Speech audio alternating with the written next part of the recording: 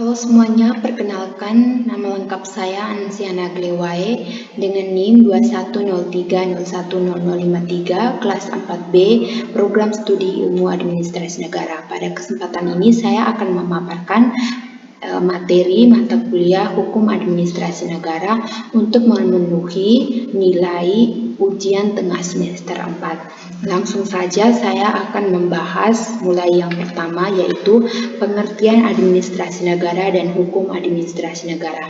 Yang pertama, pengertian administrasi negara. Yang pertama, menurut Leonard de White menganggap bahwa administrasi negara adalah keseluruhan operasi atau aktivitas-aktivitas kerja yang bertujuan menyelenggarakan atau menegakkan kebijaksanaan kenegaraan.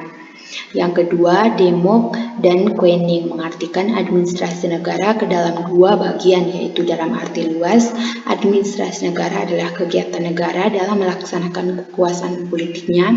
Dalam arti sempit, administrasi negara adalah kegiatan eksekutif dalam penyelenggaraan pemerintah. Yang berikutnya, Prajudi Atmosudirjo. Administrasi negara adalah fungsi bantuan penyelenggaraan dari pemerintah, artinya pemerintah atau pejabat tidak dapat menunaikan tugas-tugas dan kewajibannya tanpa administrasi negara. Yang berikutnya, pengertian HAM. Hukum administrasi negara adalah salah satu cabang ilmu hukum yang mengatur cara-cara menjalankan tugas atau hak dan kewajiban dari kekuasaan, alat-alat perlengkapan negara. Menurut Cranenburg, hukum administrasi negara adalah meliputi hukum yang mengatur susunan dan wewenang khusus dari alat perlengkapan badan-badan seperti kepegawaian, termasuk mengenai pensiun, peraturan wajib militer, pengaturan mengenai pendidikan atau pengajaran, peraturan mengenai jaminan sosial, peraturan mengenai perumahan, peraturan pemburuan, peraturan jaminan orang miskin, dan sebagainya. Menurut E. Utrecht, hukum administrasi negara atau hukum pemerintahan adalah hukum yang menguji hubungan hukum istimewa yang bila diadakan akan memungkinkan para pejabat administrasi negara melakukan tugas mereka yang khusus. Yang berikutnya, hakikat dan fungsi HAN. Hakikat HAN mengatur hubungan antara pemerintah dan warga negara dan juga administrasi dalam penyelenggaraan pemerintahan. Dalam negara hukum seperti Indonesia, maka kehadiran hukum administrasi negara menjadi penting karena segala tindakan yang diambil oleh pemerintah harus berdasarkan pada hukum. Yang kedua, fungsi HAN. Secara khusus, fungsi HAN administrasi negara atau HAN yang dikemukakan oleh Philippus M. Hudson meliputi 3 fungsi, yaitu fungsi normatif, fungsi instrumental, dan fungsi jaminan. Ketiga fungsi tersebut saling bergantung dalam hal ini. Fungsi normatif yang menyangkut standarisasi kekuasaan manajerial jelas berkaitan erat dengan fungsi instrumental untuk menentukan alat-alat yang digunakan oleh pemerintah untuk menggunakan kekuasaan pengaturan, dan pada akhirnya peraturan dan perangkat pemerintah yang digunakan harus menjamin perlindungan hukum terhadap masyarakat. Yang berikut 3 cara memperoleh kewenangan. Yang pertama, atribusi.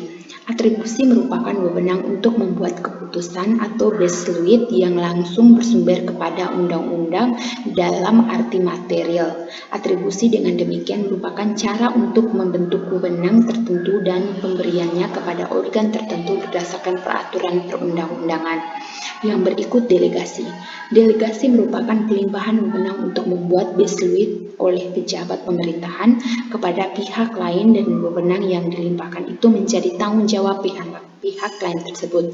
Pemberi delegasi disebut delegans dan penerima delegasi disebut delegataris. Wewenang delegasi harus didahulukan oleh wewenang atribusi. Artinya, badan atau pejabat pemerintahan dapat melakukan pendelegasian wewenang jika peraturan perundang-undangan sebelumnya telah membentuk dan memberi wewenang kepada badan atau pejabat pemerintah tertentu terlebih dahulu. Tanpa ada atribusi, maka tidak ada delegasi. Yang berikutnya, mandat. Mandat berasal dari bahasa Latin, yaitu mandare, yang artinya memerintahkan. Konsep mandat dengan demikian mengandung makna penugasan, bukan pelimpahan wewenang. Delegasi harus diartikan pelimpahan wewenang, sedangkan mandat diartikan penugasan. Yang berikutnya, tindakan hukum pemerintah. Tindakan hukum pemerintahan adalah tindakan yang dilakukan oleh badan atau pejabat tata usaha negara dalam rangka melaksanakan urusan pemerintahan. Yang pertama, tindakan hukum pemerintahan di ranah hukum publik. Hukum publik adalah keseluruhan peraturan yang merupakan dasar negara untuk mengatur pula bagaimana caranya negara melaksanakan tugasnya. Jadi, merupakan perlindungan kepentingan negara. Maka dari itu, memperhatikan kepentingan umum, maka pelaksanaan peraturan hukum publik dilakukan oleh penguasa. Ciri-ciri hukum publik antara lain yang pertama, ruang lingkupnya merupakan kepentingan negara atau masyarakat dengan orang perseorangan. Yang kedua, penguasa harus berkedudukan lebih tinggi ketimbang orang perseorangan. Yang ketiga, hukum publik ditegakkan demi tujuan bersama dan kepentingan masyarakat luas. Yang keempat, adanya banyak hubungan antara negara, masyarakat, individu, serta unsur politik di dalamnya. Yang berikutnya, tindakan hukum pemerintah dalam ranah hukum privat. Hukum privat adalah hukum antar perorangan yang mengatur hak dan kewajiban perorangan yang satu terhadap yang lainnya dalam pergaulan masyarakat. Bidang hukum privat meliputi hukum tentang orang, hukum keluarga, hukum benda, hukum perikatan, dan hukum waris. Hukum privat mengatur tentang hubungan dalam masyarakat yang menyangkut yang pertama, keluarga dan kekayaan para warga atau individu. Yang kedua, hubungan antara warga atau individu. Yang ketiga, hubungan antara individu dengan alat negara sejauh alat negara tersebut di dalam lalu lintas hukum berkedudukan sebagai individu. Yang berikutnya, hubungan asas-asas umum pemerintahan yang baik dengan good governance. Yang pertama, AUPB mempunyai kaitan erat dengan istilah good governance.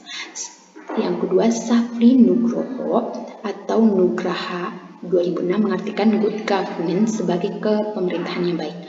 Kepemerintahan yang baik atau good governance menurut Safri Nugroho dapat dilihat sebagai kata-kata atau istilah bisa yaitu kepemerintahan yang baik atau label konsep khususnya pada konsep asas-asas umum pemerintahan yang baik atau AAUPB dan good governance. Di dalam perkembangannya, prinsip-prinsip good governance bergeser ke arah atau diperkaya oleh penerapan atau best practice berbagai prinsip manajemen.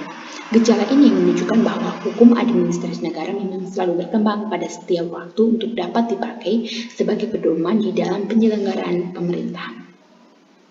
Yang berikutnya, salah satu contoh penerapan AAUPB yaitu akses kecermatan yang dapat dilihat dari putusan MA nomor 07K/TUN/2014 antara Bupati Kampar vs Masyarakat Adat Kenegrian Tambang Terantang. Bupati Kampar menerbitkan surat keputusan Bupati Kampar tertanggal 31 Oktober 2012 tentang persetujuan izin usaha pertambangan operasi produksi bahan galian batuan pasir dan batu kepada orang lain di luar masyarakat adat di atas tanah ulayat mereka.